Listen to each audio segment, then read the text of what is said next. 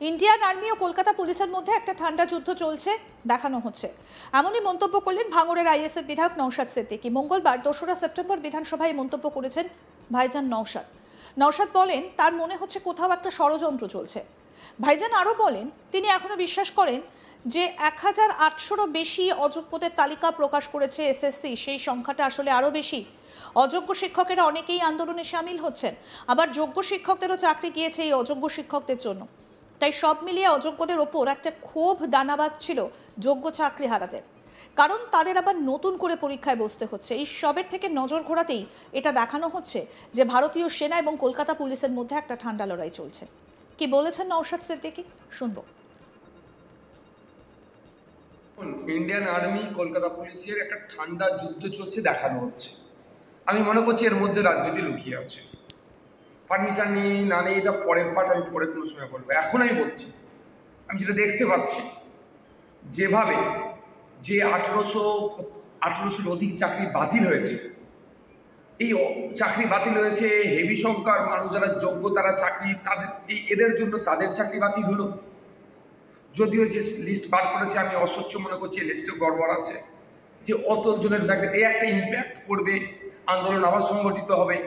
আর যারা চাকরি যাদের বাতিল হয়েছে তারা কারা? নেতা মন্ত্রী ঘনিষ্ঠ, প্রাক্তন সভাধিপতি, বর্তমান কাউন্সিলর, বিধায়কের মেয়ে, বিধায়কের পুত্রবধূ, এই যে শাসক ঘনিষ্ঠ অঞ্চল সভাপতি তৃণমূল কংগ্রেসের, এই যে তাহলে মানুষ দেরে করে উঠছে আর ক্ষোভ তৈরি হচ্ছে।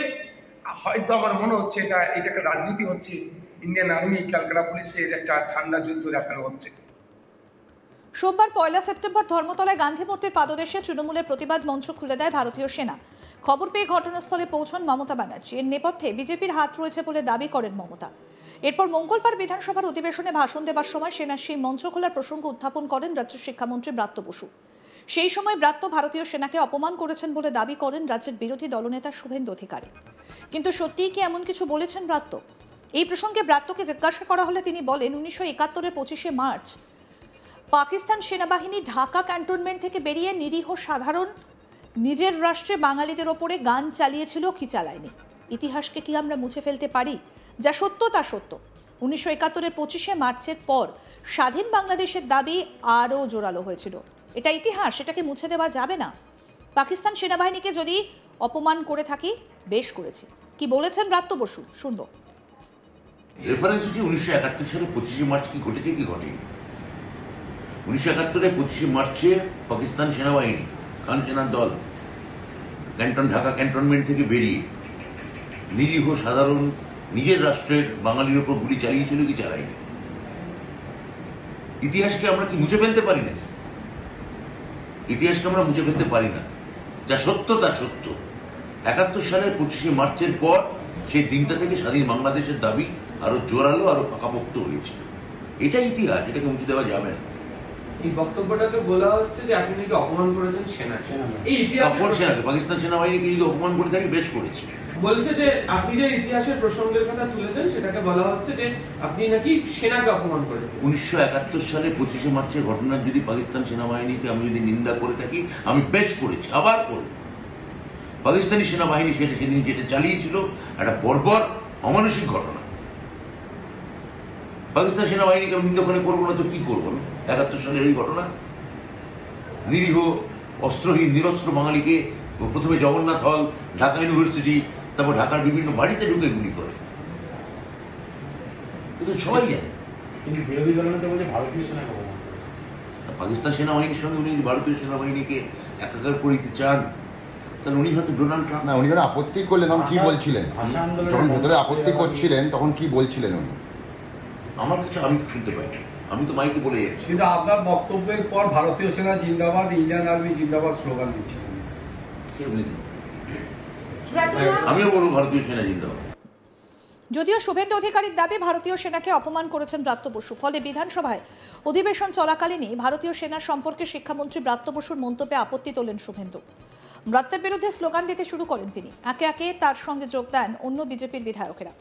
অধিবেশনে হই হট্টগোল শুরু হয়। বারবার সতর্ক করার পরেও পরিস্থিতি না বদলানোয় শুভেন্দুকে সাসপেন্ড করেন স্পিকার বিমান ব্যানার্জি। তারপরই অধিবেশন কক্ষ থেকে বেরিয়ে যান বিজেপির বিধায়কেরা। শুভেন্দুর অভিযোগ, অরূপ বিশ্বাসের কথায় অফিসিয়াল প্রস্তাব না এনে স্পিকার বিমান ব্যানার্জি তাকে সাসপেন্ড করেছেন। কি বললেন শুভেন্দু অধিকারী, এবার সেটা শোনাবো।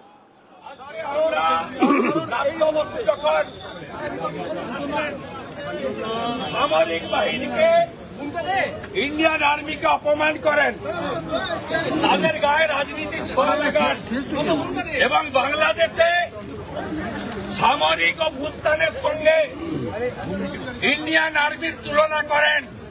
গতকাল অবৈধ ছামড়া ভাঙা নিয়ে আমরা ইন্ডিয়ান আর্মি জিন্দাবাদ, হিন্দুস্তান জিন্দাবাদ, ভারতীয় সেনার অপমান মানছি না, মানব না এবং এই ইন্ডিয়ান আর্মির সম্পর্কে উনার বক্তব্য বিবরণী থেকে বাদ দেওয়ার দাবি করেছিলাম।